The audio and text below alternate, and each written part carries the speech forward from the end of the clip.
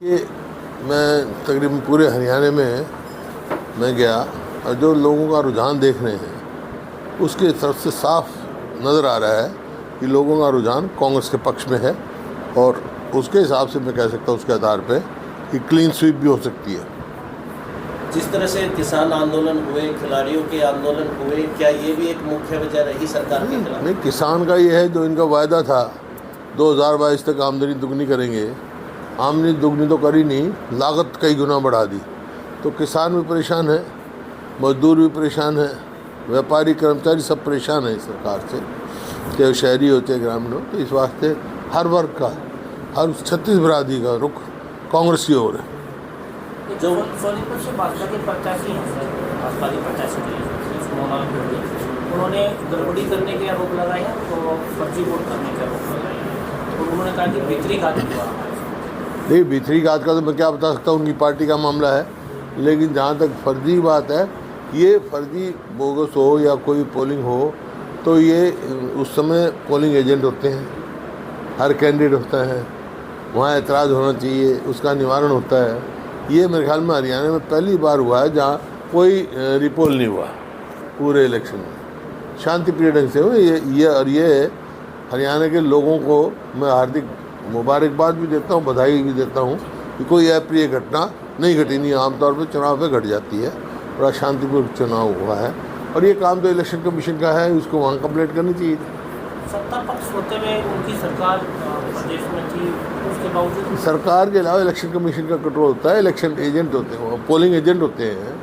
उन्हें कितनों ने ऐतराज़ किया, क्या हुआ कि उसका निवारण इलेक्शन कमीशन करता है, इलेक्शन कमीशन को करना चाहिए। पूर्व मुख्यमंत्री मनोहर लाल खट्टर वो कह रहे कि अधिकारियों ने गड़बड़ की है, उसी को लेकर 4-5 अधिकारी ऐसे भी हैं जिन पर कार्रवाई हुई है, और बड़े स्तर पर जो बदली जो अधिकारियों का ट्रांसफर है वो भी ऐसा है।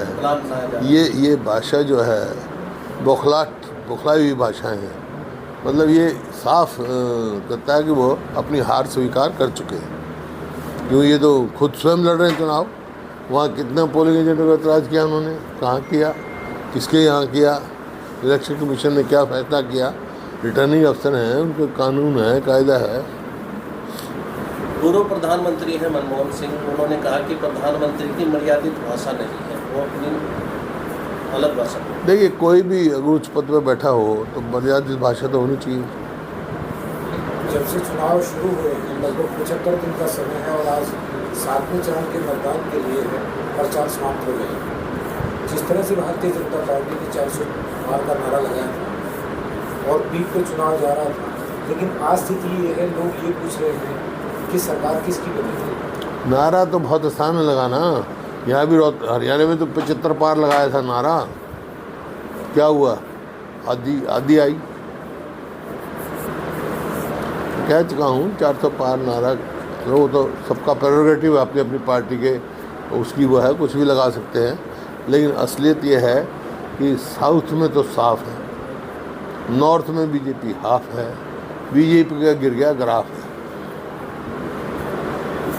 सर, जिस तरह से सरकार अल्पमत में आ रही है और चुनाव के बाद में यदि कांग्रेस केंद्र में कांग्रेस आती है तो क्या हरियाणा में भी जो जोड़ तो नहीं, कोई भी हो कि केंद्र में किसी की भी सरकार हो, लेकिन जो कोई भी सरकार, हरियाणा सरकार अल्पमत में है, इसका कोई नैतिकता के आधार पे कोई सरकार में रहने का कोई नहीं आधार है। मॉरल ग्राउंड्स पे इनको तुरंत इस्तीफा दे देना चाहिए या गवर्नर साहब को डिसॉल्व करके दोबारा चुनाव कराना चाहिए। आप मानते हैं कि समय से पहले चुनाव हो सकते हैं विधानसभा के?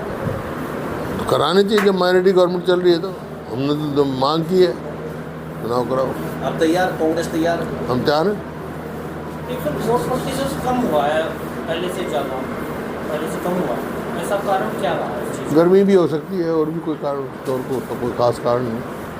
सर, जिस तरह से भारतीय जनता पार्टी हमेशा ये कहती थी कि मोदी का मैजिक, तो आप क्या मानते हैं इस चुनाव में वो नहीं चीज़? 4 तारीख को पता लग जाएगा। सर, 4 के बाद में तुरंत कांग्रेस विधानसभा के चुनाव में हम तो ऑलरेडी मांग कर चुके भाई, 4 की क्या बात है। जब ये माइनॉरिटी गवर्नमेंट है, इनकी माइनॉरिटी में है government, they are running government in minority, तो they should, governor should dissolve the house. उनको रिजॉल्व कर देना। कौन बात है? कौन आ रहा है आपको? कोई नहीं आ जाएगा, ठीक है। सारे उस पर रुकावट थोड़े पड़े, तुम पूछे जाओ।